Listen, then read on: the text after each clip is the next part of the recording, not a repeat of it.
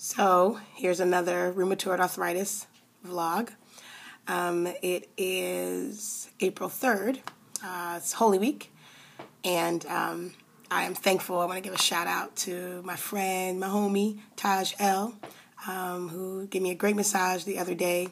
But also we had a great conversation about this whole eating side, eating in a way that doesn't, that pulls away from the inflammatory stuff that happens with rheumatoid arthritis.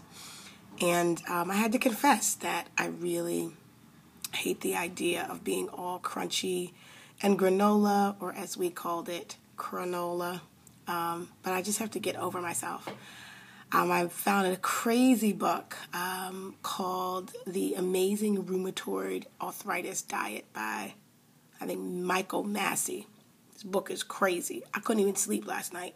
This dude talked about how he was diagnosed with RA and what he couldn't do and how he had to change his jobs, and then goes into the eating part.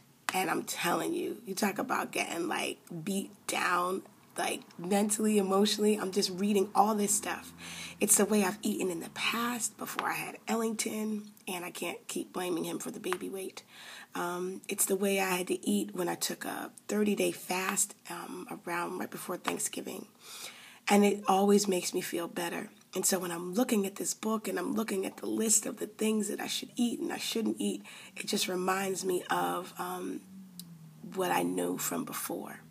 And I tell people all the time, I pretty much know what I'm supposed to do, but it takes a big jump for me to do what I should do. I want to give a shout out to my homegirl, Cassandra, pastor, who prayed with some of her congregants on her Tuesday night Bible study, and as she was praying, began to prophesy over people.